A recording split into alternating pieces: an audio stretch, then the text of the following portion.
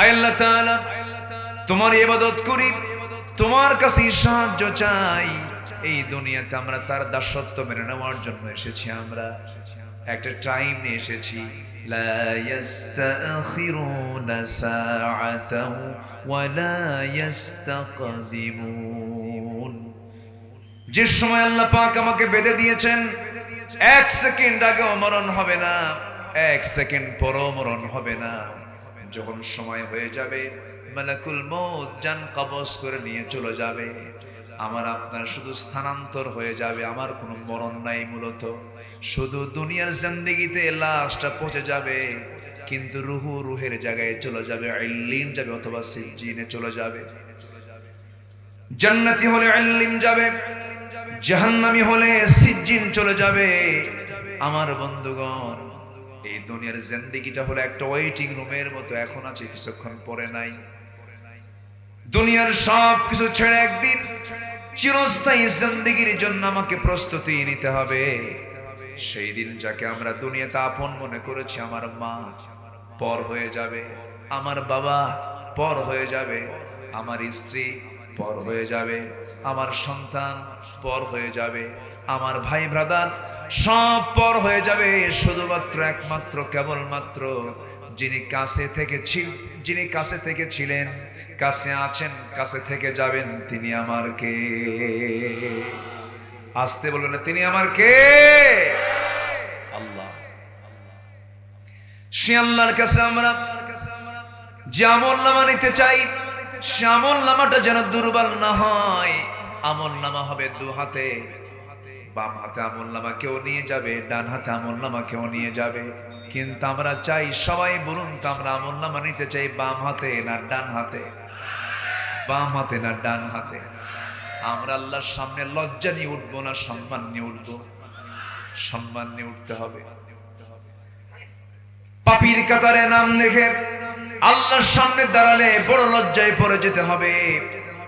আল্লাহকে সামনে যখন আমি পেয়ে যাব, লজ্জায় যেন না পড়ে যাই।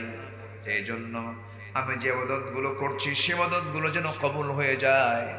সে কবুল না হওয়ার পিছনে যে অন্তরায়গুলো আছে, যে বাধাগুলো আছে, যে অপকর্মগুলো আছে, তার মোটামুটি 10টা পয়েন্ট আমি আলোচনা করতে চাচ্ছি। হাজারবার বান্দা যদি ইবাদত করে, নামাজ পড়ে, রোজা রাখে, দান করে, সাদকা করে, জিকির করে, এইরকম ফিকির করে, সব কিছু ঠিকঠাক আছে, কিন্তু বান্দার মধ্যে যদি 1 নাম্বার মুনাফিকি থেকে যায়, ওই বান্দার কোনো ইবাদত কবুল হবে না। কার দরবারে? কবুল হবে না। তাহলে মুনাফিকের দোয়া আল্লাহ রাব্বুল আলামিন কবুল করেন না। মুনাফিককে আল্লাহ রাব্বুল আলামিন কখনো ক্ষমা করতে পারবেন না। কাফেরের জাহান্নাম যত মারাত্মক হবে, মুনাফিকের জাহান্নাম তার চাইতে বেশি বড় মারাত্মক হয়ে যাবে। মুনাফিককে আল্লাহ রাব্বুল আলামিন জাহান্নামের তলদেশে রেখে দিবেন। মুনাফিক ইসলামের জন্য সবচেয়ে বড় ক্ষতিকর। আমার নবীজির বদর যুদ্ধ, উহুদ যুদ্ধ, খন্দক যুদ্ধ সহ সব যুদ্ধে উস্কানিদাতা হলো মুনাফিকের বাচ্চারা। ইসলামের সবচেয়ে বড় ক্ষতি যুগে যুগে করেছে মুনাফিকের বাচ্চারা। এখনো আছে না নাই? বলেন, আসতে বলবেন না, আছে না নাই?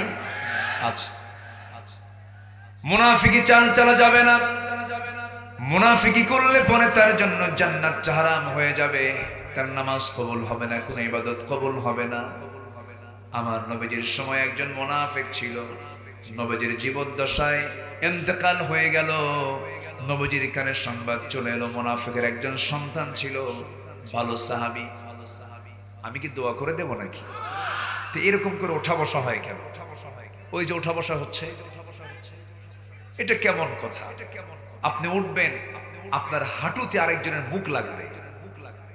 এত মানুষ, এত বরকত জায়গা আপনি পাবেন কোথায়? আপনি কি জানেন এই জায়গাটা এখন কি অবস্থা হয়ে আছে? অসংখ্য ফেরেশতা এখানে পাহারা দিচ্ছে এবং দোয়া করতেছে, আল্লাহ সব বান্দার সব গুনাহ মাফ করে দাও। আপনি কি ভাবতেছেন এটা? এটা সাধারণ জনসভা না। কোরআন, কোরআন পৃথিবীর সব ডিস্ট্রয় হবে, কোরআন থেকে যাবে। যেরকম আল্লাহু আকবার। সেই কোরআনের বৈঠক চলছে, এখানে ইচ্ছা হলো বসলাম উঠলাম না, আমরা আমাদের শেষ কাজ দোয়ার মধ্য দিয়ে শেষ করব। জোরে বলি ইনশাআল্লাহ, আরো জোরে বলি ইনশাআল্লাহ। মাইকের আওয়াজ একটু বাড়ায় দেন, একটু আওয়াজ বাড়ান। আমার দিকে তাকান।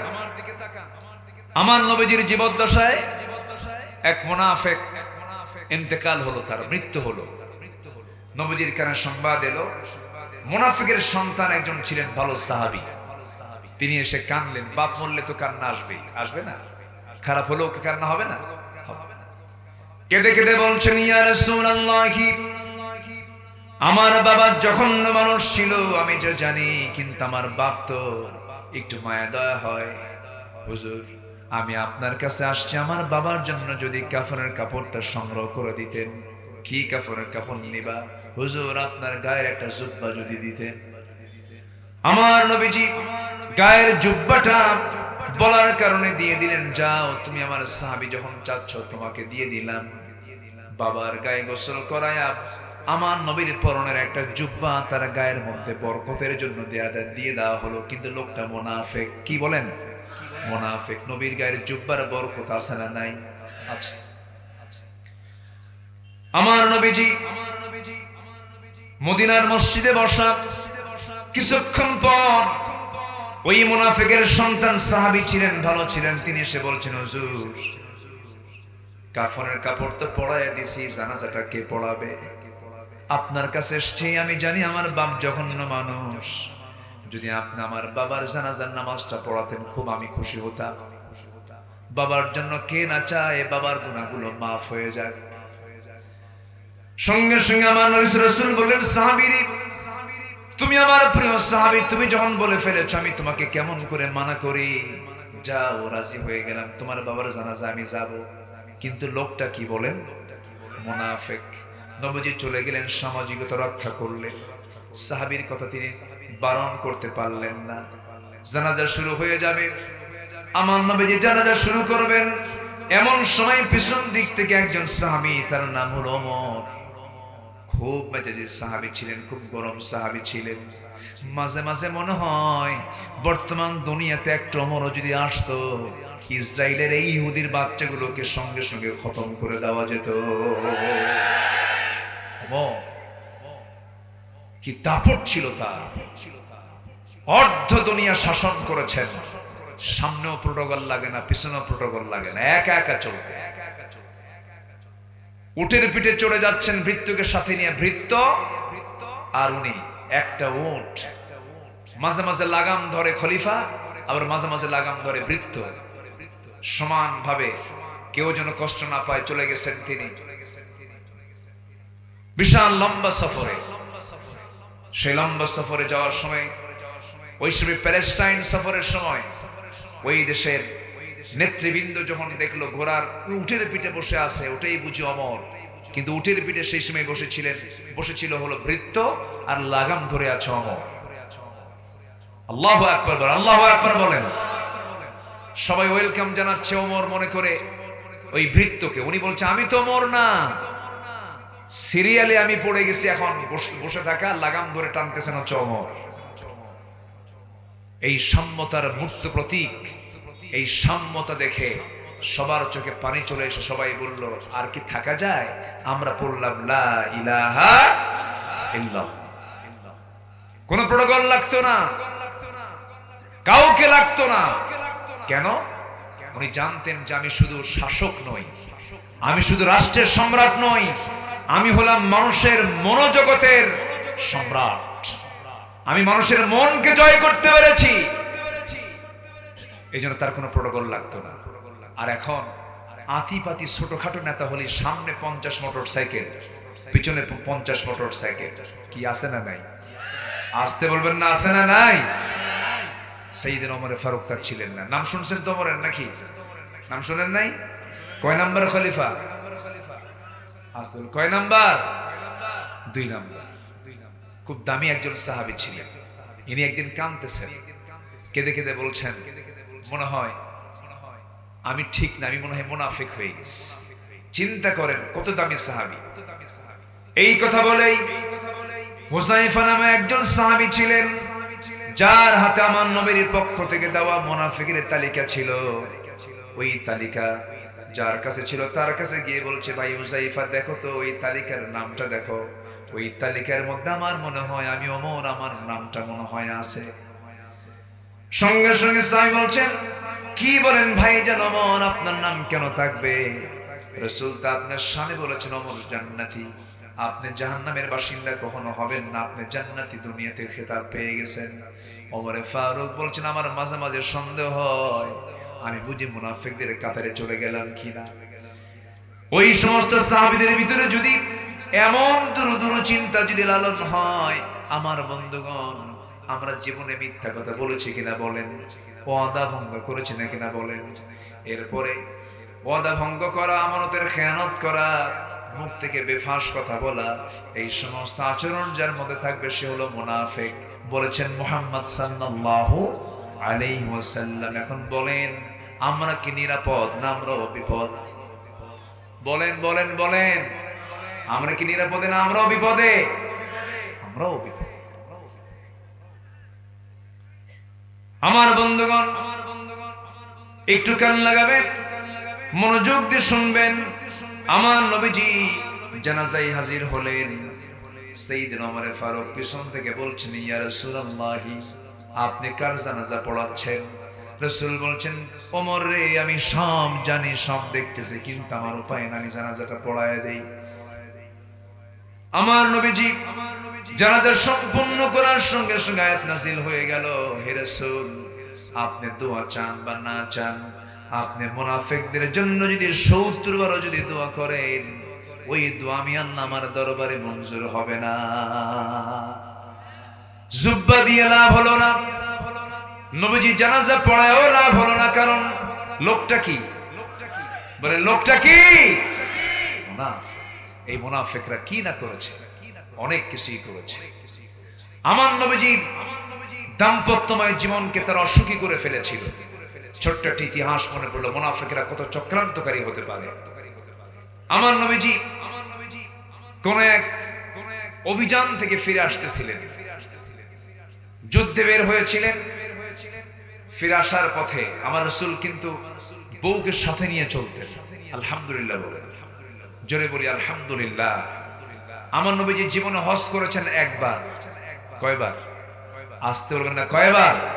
আর আমার দেশের কিছু হাজি আছে 10 বার হজ করেও ভিডিও ছাড়ে না, গাঁজাও ছাড়ে না। আছে না নাই? বারবার হজ করলে যে আপনি বিশাল বড় বুজুর্গ হয়ে গেছেন, এটার কোনো কারণ নাই। জীবনে একবার হজ করা কি ফরজ, বারবার যাওয়ার কি দরকার আপনার? বরং ওই টাকা দিয়ে আপনার প্রতিবেশী যদি অভুক্ত থাকে, প্রতিবেশীর বাড়িতে আপনি একটা গরু কিনে দেন, আপনার জন্য বিশাল নাজাতের কারণ হয়ে যাবে। চলে গেলেন, বসেন বসেন, সামনের কাতার থেকে গেলে হয়।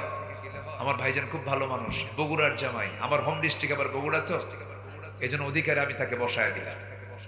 একটু বসেন, আমরা একসঙ্গে এখান থেকে বিদায় নেব। জোরে বলি ইনশাআল্লাহ। খুব বেশি লম্বা সময় আমি নিচ্ছি না, 10টা পয়েন্ট চলতেছে। কয় নাম্বার? এখনো আছে কয়টা? নুরু, ওয়াজ কি শেষ না শুরু? একটু নিয়ত করেন, নিয়তটা একটু শক্ত করেন, দেখবেন যে আর উঠতে মন চাবে না। বলি আলহামদুলিল্লাহ। কত সময় কত দিকে চলে যায়। ভাইজান কষ্ট দিয়ে ফেললাম না তো? জি, সম্মানিত ভাইরা, আমার নবীজি জীবনে হজ করেছেন কয়বার? আর আমার দেশে 12 বার হজকারী হাজি আছে না নাই? গাঁজা খায়। কি খায়? গাঁজা খায়। পর্দা নাই, বউটাকে হাফ লেডি অর্ধলগ্ন করে, হাজি সাহেব বউটাকে অর্ধলগ্ন নোংরা পোশাক পরায় গোটা শহর ঘুরে বেড়ায়। আছে না নাই? কিছু পুরুষ আছে সুন্দরী বউকে পর পুরুষকে দেখাতে খুব পছন্দ করে। আছে না এরকম কিছু লম্পট? আছে না? আছে না? নিজের বউ মানুষকে দেখায়, আবার বলে দেখো তো বউটা আমার কেমন রে সুন্দর না। এরকম আছে না নাই? আছে না নাই? আবার দেখানোর কৌশল ভিন্ন, একদম আপডেট ভার্সন। R15 হোন্ডার পিছনের সিট, প্যাসেঞ্জার সিট 3 তলা, আর ড্রাইভিং সিট হলো আন্ডারগ্রাউন্ড মাটির সাথে। 3 তলায় বউকে চড়াইয়া দেয়, অর্ধলগ্ন পোশাক পরায়া। শুরু করলো 13 মাইল গড়িয়া থেকে 10 মাইল হয়ে কোন দিক, একদম দিনাজপুর কিসের মোড়, লিলির মোড়। আচ্ছা, দিল একদম মেডিকেল মোড় পর্যন্ত এক টান দিল হোন্ডা দিয়া। পিছনে তো বউ আছেই, চুলটা ছেড়ে দেওয়া। এখন স্বামী মনে করলো যদি হঠাৎ করে কারো দেখা যদি মিস হয়, হোন্ডার আওয়াজটা বাড়ান দরকার, পাইপ খুলে ফেলবে। স্যালেঞ্জার আছে না, খুলে ফেলে। এখন আওয়াজ হচ্ছে হোন্ডার না হেলিকপ্টারের, হেলিকপ্টার। বাস এক টান দিল, সব জাতি শুধু এরকম করে ছায়া আছে। দেখলো সন্ধ্যার সময় বউটার আবার ছবি একখান তুললো গোধূলি বেলায়, লাল শাড়ি, লাল ঠোঁট, কপালে একখান টিপ, গালে আটা ময়দা, ছবি একখান তুলে ফেসবুকে পোস্ট করে লিখলো, আসুন প্রিয় ভাইরা, আসুন সবাই মিলে আমার বউটাকে জামাতের সাথে দেখি। আছে না নাই? এগুলো লম্পট, এগুলো কি বলেন তো, এরা সমাজ নষ্টকারী। এরা আমার নবীজি বউ নিয়ে গেছেন, কিন্তু পর্দা ছাড়া না, পর্দা সহ, পর্দা সহ।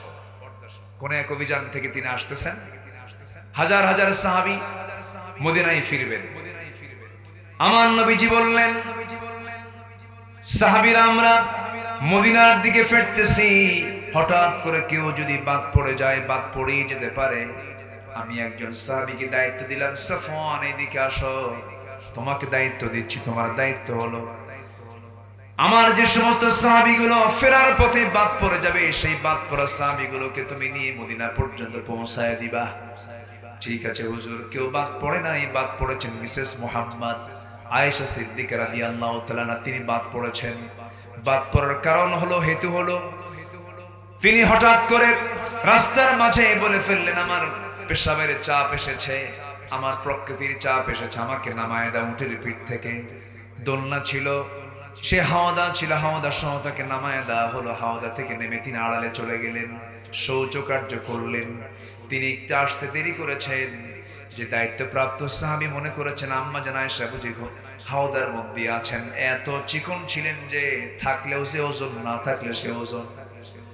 মিস পড়ে গেছেন তিনি, উনি আছেন বলে মনে করে সাহাবী করলেন কি, দায়িত্ব প্রাপ্ত সাহাবী করলেন কি, হাওদাটা ফাঁকা হাওদা, উটের পিঠে উঠায়া দিলেন। সব চলে গেছে, কেউ আর নাই। আম্মা জান আয়েশা শেষে দেখেন সব চলে গেছে। কাপড়টা দিয়া, ওড়নাটা দিয়া ঢেকে তিনি আস্তে করে বসে পড়লেন। দায়িত্বপ্রাপ্ত সাহাবী দূর থেকে দেখে বলছেন, আমি আপনাকে চিনতে পেরেছি, আপনি আম্মা জান আয়েশা, কোনো চিন্তা করবেন না, আপনাকে সঙ্গে করে নিয়া মদিনা পর্যন্ত পৌঁছে দেওয়ার দায়িত্ব রাসূল আমাকে দিয়েছেন, নিরাপদে আমি আপনাকে পৌঁছায় দেব। নিরাপদে পৌঁছায় দিলেন। নবীর ঘরে যেতে না যেতেই মুনাফিকদের কানে কানে সংবাদ চলে গেছে। মুনাফিকরা বলতেছে, তোমরা কি জানো গত রাত্রে আবু বকরের কন্যা আয়েশা, নবীর বউ আয়েশা, গত রাত্রে একজন পরপুরুষ সাফওয়ানের সঙ্গে গোটা রাত ঘোড়ার পিঠে চড়ে চড়ে এসেছে। আয়েশার সতীত্ব নষ্ট হয়ে গেছে, চরিত্রহীনা হয়ে গেছে।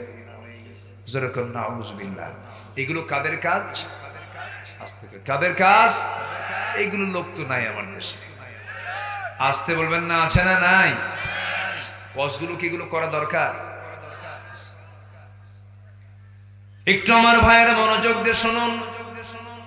শেষ পর্যন্ত কি হলো, নবীর কানে যখন সংবাদ চলে গেছে এমন জাতীয় কথা, আমার নবীজি শুনে তার মনটা খারাপ হলো।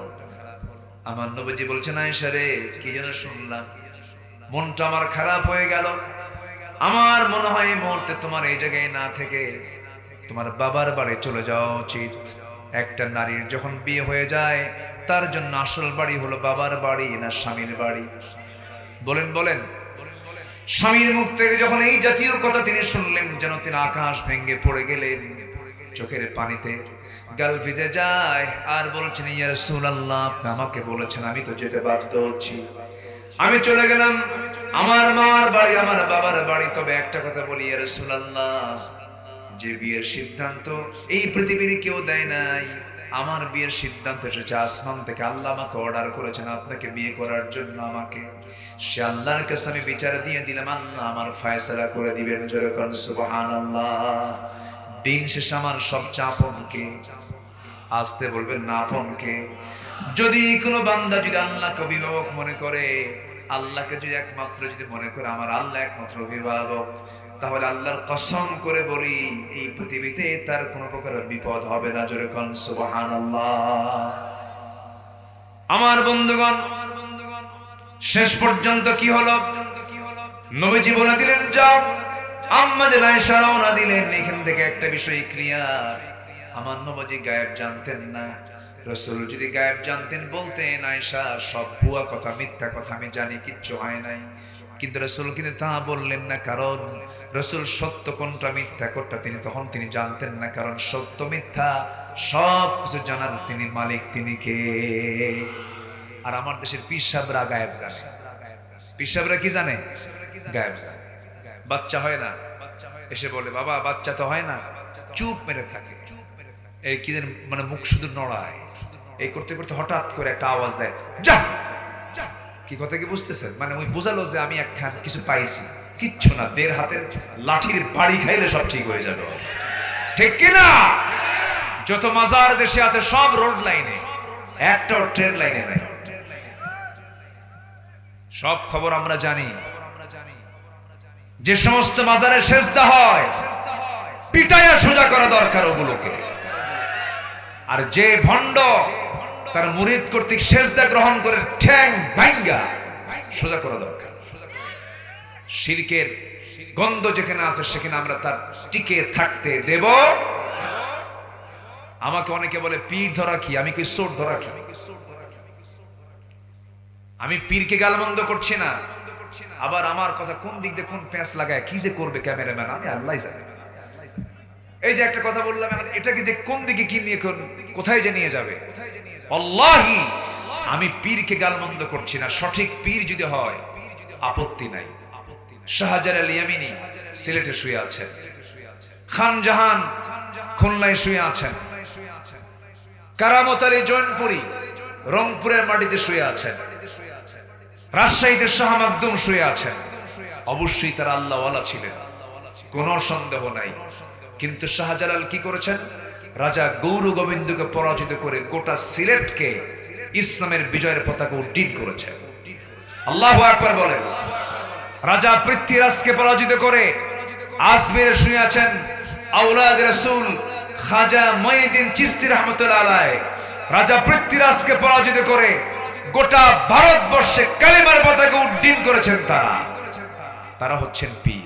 আর এরা গাঁজা খেতে খেতে শীত হয়ে পড়ে আছে না নাই?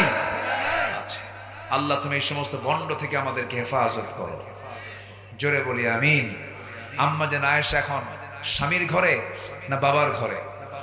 বলেন স্বামীর ঘরে না বাবার ঘরে? বাবার ঘরে। বড় চিন্তার বিষয়, বড় চিন্তার বিষয়। নবীজির কানে সংবাদ চলে এসেছে আয়েশা নাই। নবীজি রাতের বেলা ঘুমাতে যান, ঘুমাতে পারেন না, হাতটা আগায় দেন, আয়েশা নাই, বুকটা খান খান হয়ে যায়।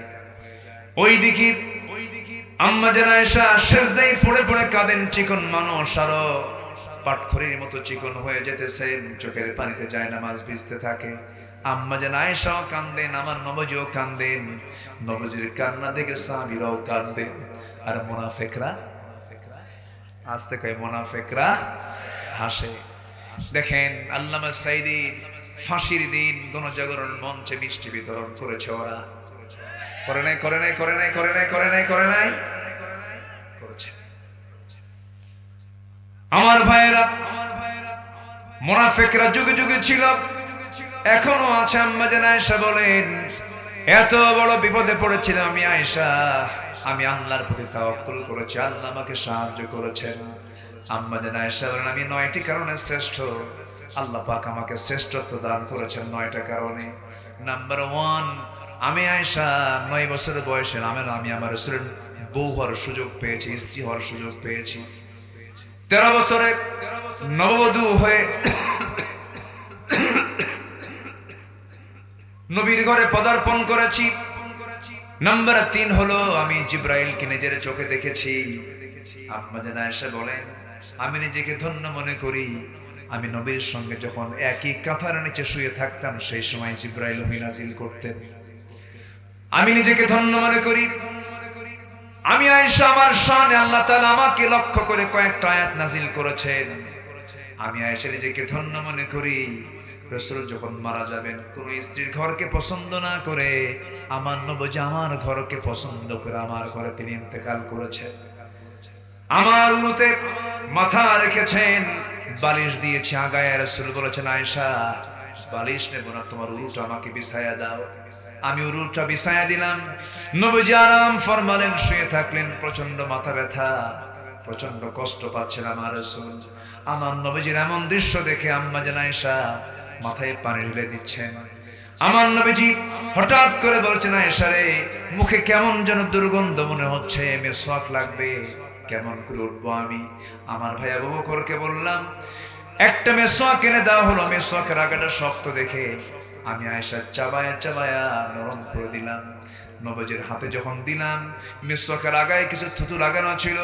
আমার নবীজি অসুস্থ শরীর নিয়ে আমার লাগানো মেসওয়াক নিয়ে বলছেন, আয়েশা রে, গায়ে কোনো শক্তি নাই, কিন্তু আমি তোমাকে দারুণ ভালোবাসি। আম্মা জান আয়েশা বলেন, আমি নিজেকে ধন্য মনে করি, আমার জীবনে আমার রাসূল তার জীবনের শেষ খাবার খেয়েছেন। আমি আয়েশা আমার মুখের লালা। রাসূল যখন মারা যাবেন, আয়েশা বলেন, আমার সঙ্গে তার সর্বশেষ কথোপকথন হয়েছে। রাসূল আমার সঙ্গে কথাবার্তা বলছিলেন। রাসূল যখন দুনিয়া থেকে বিদায় নেবেন আমাকে বলেন, আয়েশা রে, দেখো তো আমার কলেজার টুকরা মেয়ে ফাতিমা কোথায়? ফাতিমার নাম নেওয়ার সঙ্গে সঙ্গে দরজা খুলে গেল। দরজা খুলে যাওয়ার সঙ্গে সঙ্গে রাসূল বলছেন, ফাতিমা কান্দো কেন? হাউমাউ করে কাঁদতেছেন। রাসূল কানের মধ্যে মুখ ঢুকায় বলছেন, ফাতিমা রে, কান্দার দিন শেষ, আমি রাসূল দুনিয়া থেকে বিদায় নেব, মালাকুল মউত চলে আসতেছে। তবে একটা সান্ত্বনা তোমাকে দেই ফাতিমা, দুনিয়ার জিন্দেগিতে যেমন তুমি আমার কাছে ছিলে, আমার মৃত্যুর পরে তোমার মৃত্যু হয়ে যাবে, তুমি আমার কাছাকাছি কবরের মাটিতে থেকে যাবে। ফাতিমার কান্না বন্ধ হয়ে গেল। আমার নবীজি মৃত্যুর জন্য প্রস্তুতি নিয়ে নিলেন। আম্মা জান আয়েশা বলেন, আমি নিজেকে ধন্য মনে করি, রাসূল দুনিয়া থেকে যখন বিদায় হয়ে যাবেন আমাকে লক্ষ্য করে বলছেন, আয়েশা রে, আমার উম্মতকে সর্বশেষ একটা মেসেজ জানায় দিও, আমার উম্মতরা যেন কখনো 5 ওয়াক্ত নামাজ না ছেড়ে দেয়। সবাই কি নামাজ পড়তে রাজি আছেন ভাই? নামাজ 5 ওয়াক্ত পড়বেন কারা কারা? একটু হাত তুলে দেখান দেখি। জোরে বলি ইয়া আল্লাহ, আরো জোরে ইয়া আল্লাহ, ইয়া রহমান, ইয়া রহিম।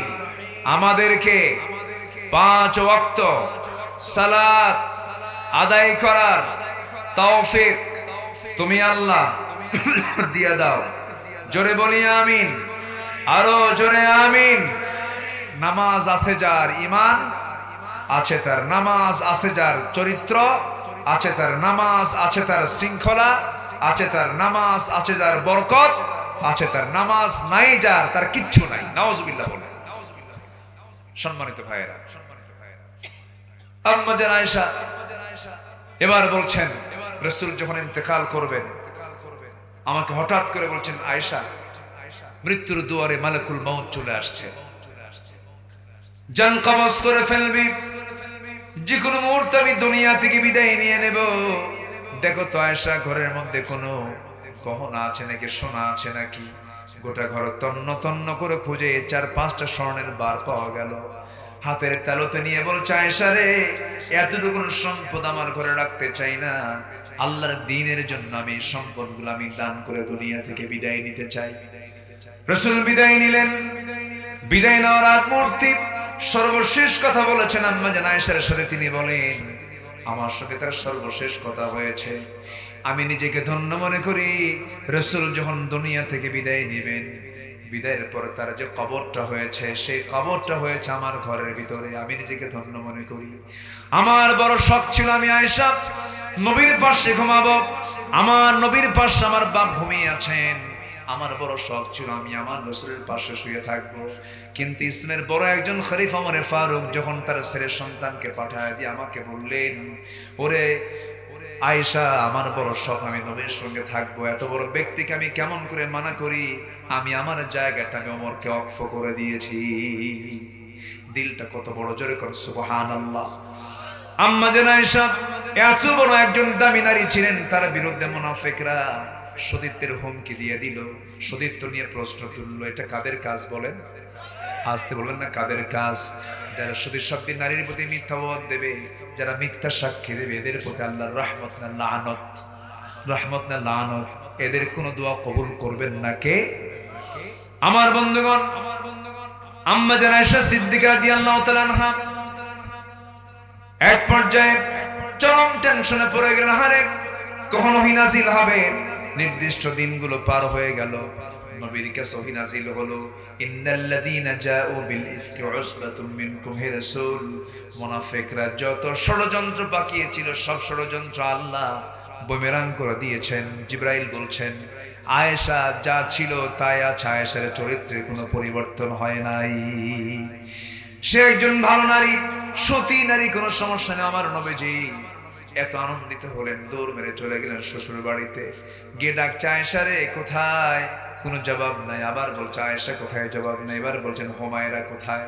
লাল টুকটুকে মেয়ে, তুমি কোথায় গেলে? সুন্দরী আমার মেয়েটা কই গেলে?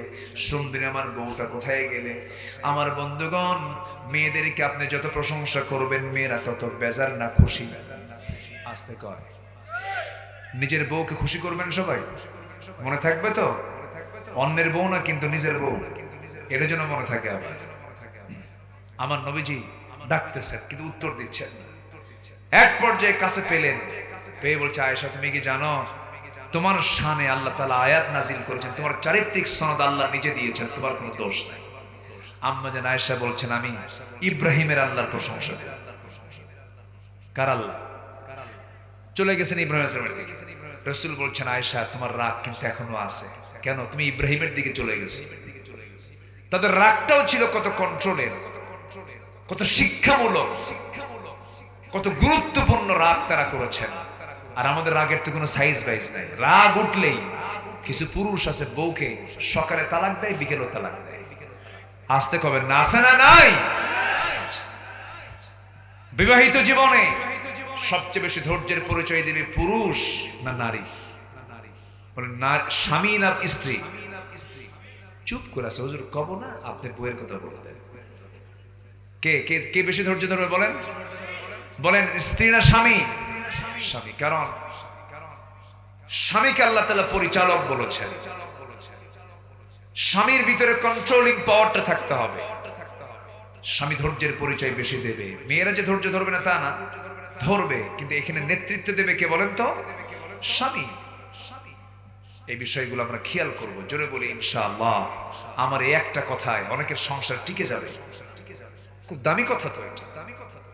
আপনি যদি রেগে যান আপনি পারবেন না। আল্লাহ তাআলা নারীকে বানিয়েছেন সোজা হাড়ে না বাঁকা হাড়ে?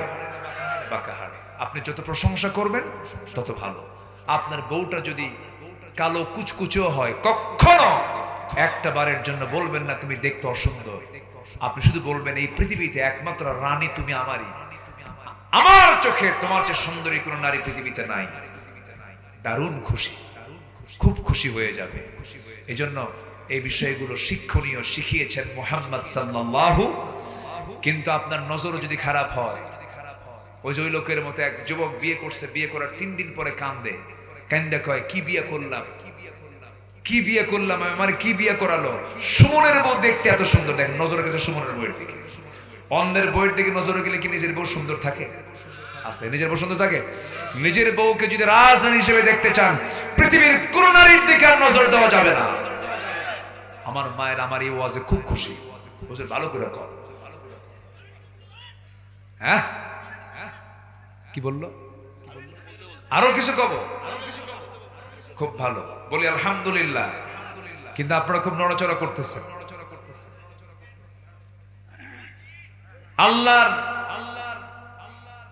কাছে আমার ইবাদত কবুল হওয়ার জন্য যে শর্ত, যে অপকর্মগুলো করলে কবুল হবে না কোন ইবাদত।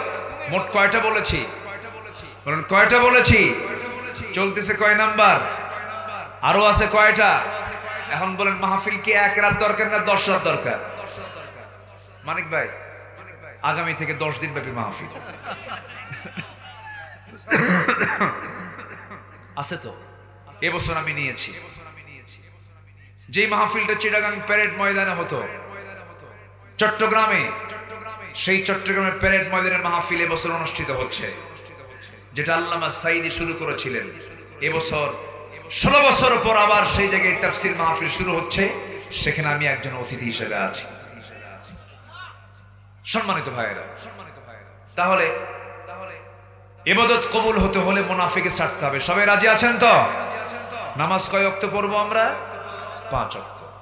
নাম্বার 2, নামাজের মধ্যে যাদের অলসতা থাকবে তাদের কোনো ইবাদত কবুল হবে। আল্লাহ রাব্বুল আলামিন বলেন, ফাওয়াইলুল লিল মুসাল্লিন আল্লাযীনা হুম আন সালাতিহিম সাহুন الذين هم يراءون ويمنعون الماعون। জোরে বলুন আল্লাহু আকবার। নাম্বার 3 হলো আল্লাহ এবং রাসূলের চরম অবাধ্যতা এবং সীমালঙ্ঘন যারা করবে তাদের দোয়া কবুল হবে না। এই যে আমি আয়াতগুলো বলতেছি, বিরক্ত হচ্ছেন নাকি?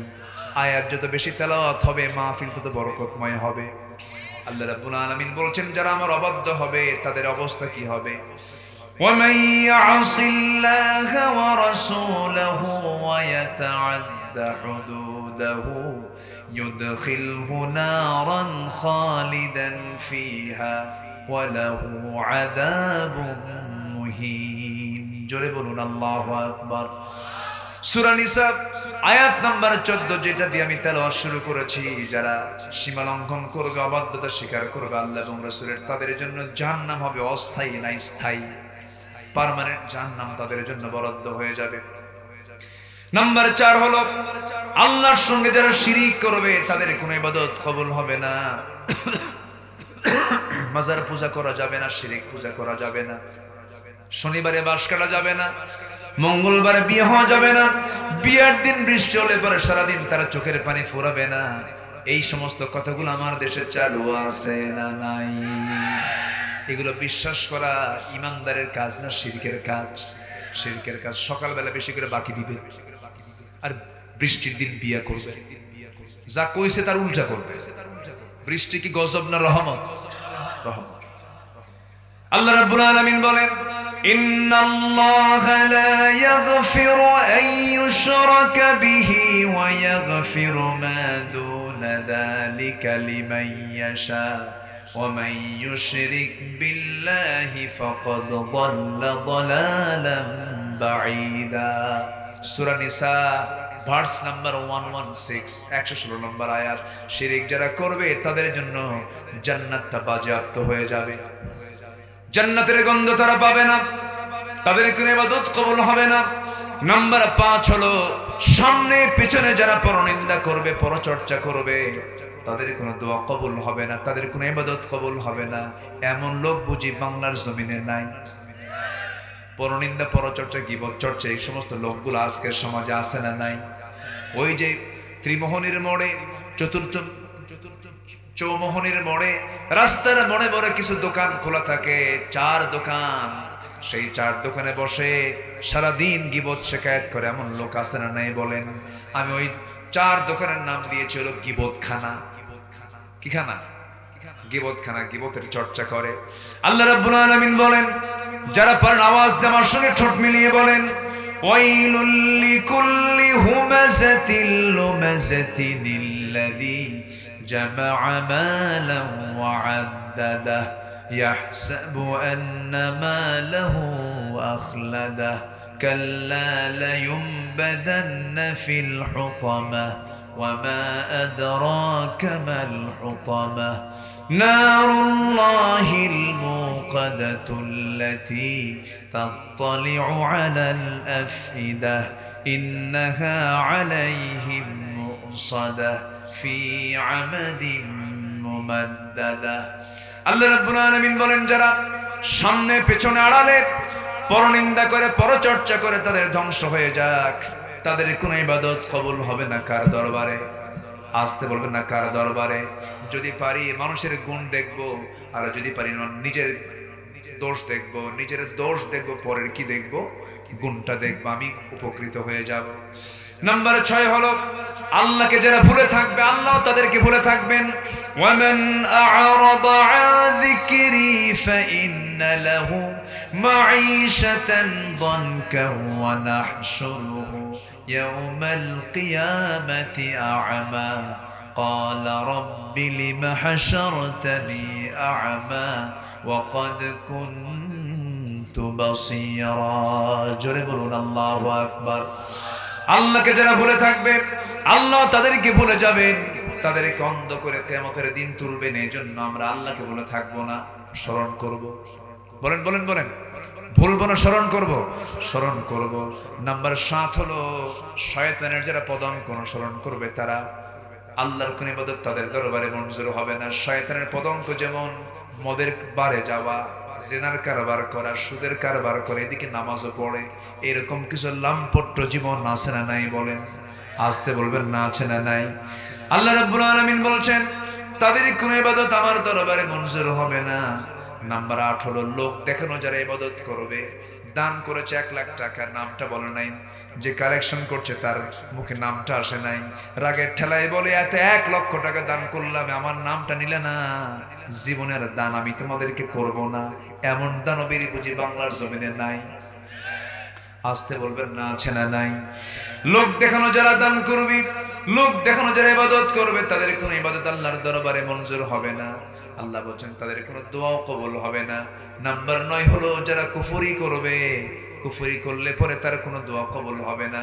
ইন্নাল্লাযীনা কাফারু লান তুগনিয়া আনহুম আমওয়ালুহুম ওয়ালা আওলাদুহুম মিনাল্লাহি শাইআ ওয়া উলাইকা হুম ওয়াকুদুন নার। জোরে বলুন আল্লাহু আকবার। সূরা আলে ইমরান আয়াত নাম্বার 10।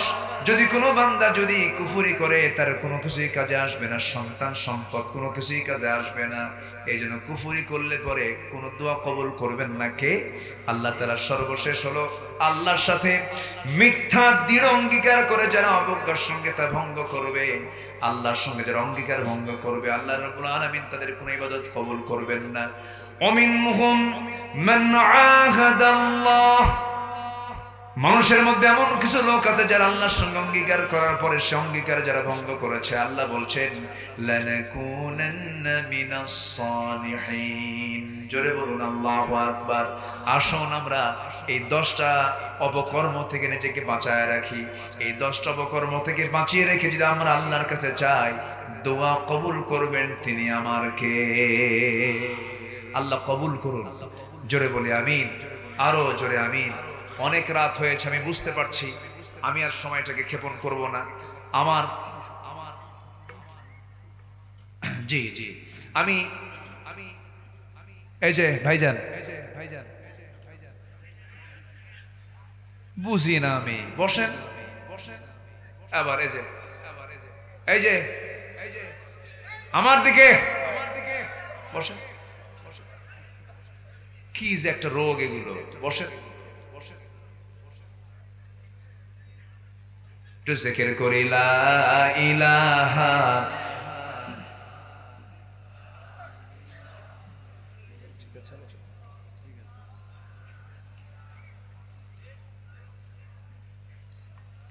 জিকির এত আসতে হলে তো সমস্যা, আল্লাহর নামটা বড় করে নিতে হবে তো। লা ইলাহা, আরো জোরে লা ইলাহা, লা ইলাহা ইল্লাল্লাহু মুহাম্মাদুর রাসূলুল্লাহ সাল্লাল্লাহু আলাইহি ওয়াসাল্লাম। মাহফিলটা এতিমখানার, একজন লোক যদি ওঠে আমি ধরে ফেলবো, কিন্তু বসেন, একটু মেহেরবানি করে বসেন। রাগ করতেছেন আপনারা? আমি কিন্তু ধমকটা দিচ্ছি কিন্তু মহাব্বতে, রাগ করবেন না, মহাব্বতের ধমক এটা। কেউ রাগ করবেন না, দয়া করে একটু বসুন। ভালো কাজ তো, আমরা একসঙ্গে দোয়ায় শামিল হব। এলাকায় অনেক কবরবাসী আছে, তাদের জন্য দোয়া হবে। একসময় বুঝবো যে এই ময়দানের গুরুত্ব কত, তার বরকত কত। যদি বুঝতাম আমরা, ঘন্টার পরে ঘন্টা বসতাম, উঠতাম না কেউ। আলহামদুলিল্লাহ বলে বসে। শয়তান তো ওয়াসওয়াসা দেয়। শয়তান মনে হয় কাহারল চেনে না নাকি? শয়তানকে কাহারল চেনে? দিনাজপুর চেনে? আমার আব্বা আদম আলাইহিস সালামকে জান্নাতে গিয়ে ধোঁকা দিয়েছিল, জান্নাতে গিয়ে। তো শয়তান যদি জান্নাতের দরজা চেনে, দিনাজপুর চেনে না। বসেন, এখানেও শয়তান আছে, কিন্তু ওয়াসওয়াসা দেওয়ার জন্য আছে। ওঠ, বসেন, আমরা দোয়ায় শামিল হব, দোয়া সম্পূর্ণ করে বিদায় নেব। জোরে বলি ইনশাআল্লাহ।